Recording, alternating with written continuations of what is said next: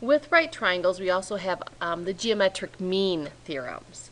So kind of think back to the geometric mean, and maybe as we do some examples here, it'll make sense. It says in a right triangle, the altitude from the right angle to the hypotenuse. So again, we're dealing with altitude that I cannot draw straight at all, but you get the idea.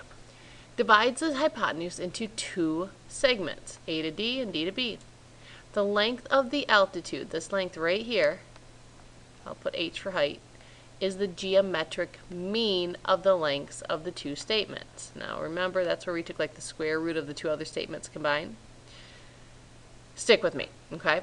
So here's what I want you to see, okay? If we want to know the length of the altitude, this one right here, okay, that's kind of breaking it into two. I'll call it h.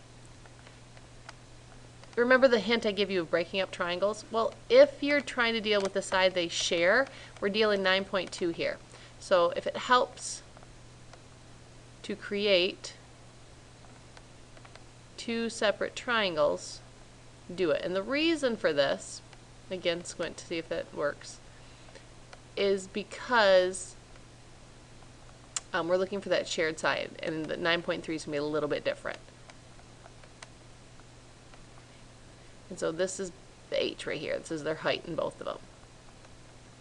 So if we have BD, this segment right here, to CD, h, that's going to be the same as CD to AD. And again, we'll come back to the geometric mean and how we calculate it in a second.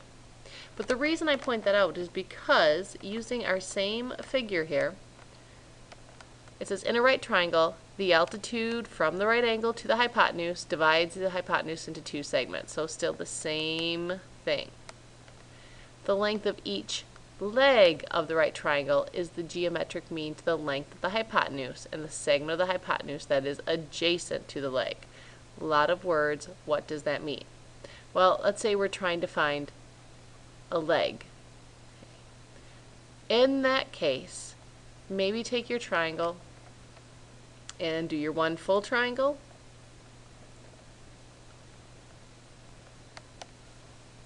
and then break it up into one of the smaller ones, or both the smaller ones. Okay, so if our original triangle is A, C, B, pick one. Maybe I just pick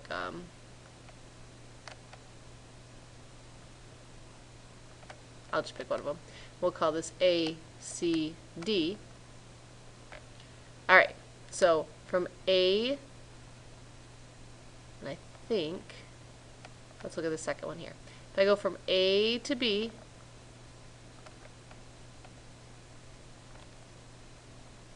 to C to B, so this segment to this segment, has to be the same as, oh, did I pick the wrong one? I did. That's, oh, I'm sorry, I said I was looking at the second one here. Sorry, I'll start over. Okay, this one. A to B is the same as A to C. Goodness, sorry about that. See if I can confuse you some more. Not my plan. Okay, A to B and A to C, from this length to this length, this proportion, or this ratio, is the same as A to C to A to D. But what I want you to focus on is right here, okay? When the means or extremes, however they say it, if they're the same, then we can use our definition of geometric mean. Let's look at an example, and hopefully it'll make more sense. Okay, it says find the value of each variable. Notice we put the x on the shared side. So the hint I gave you before was shared side, break them up right at the shared length. So, oops, I'm going to draw a couple triangles here and set up a proportion.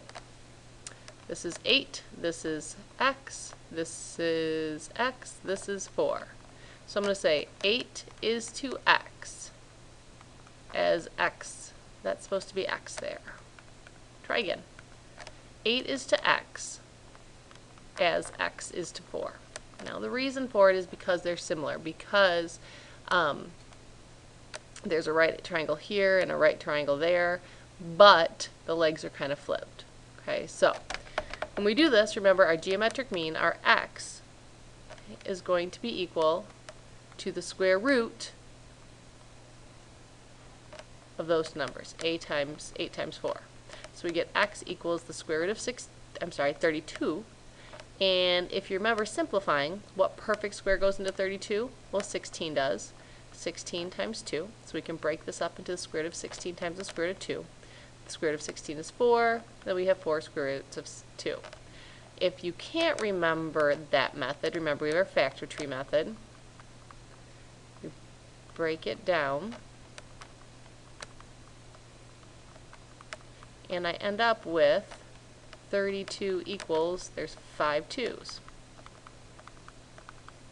Okay, so if I take the square root, I take in my pairs, 2, one pair of 2's, another pair of 2's, whatever doesn't get circled goes under the radical sign, and we end up with the same thing, 4 square roots of 2. Okay.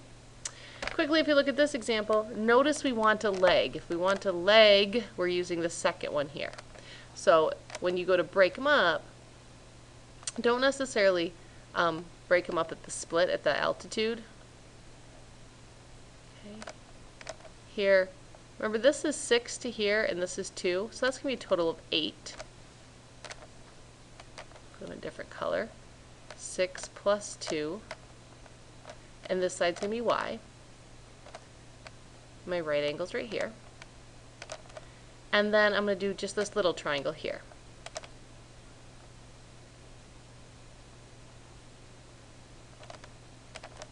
So here's my right angle, this is y, and this is 2. So now do the same thing. It's like this is kind of spun around a little bit. 8 is to y as y is to 2. Okay, I know it seems a little different, but notice this is a little hypotenuse. So 8 has to correspond to y. Okay, so y is going to be equal to the square root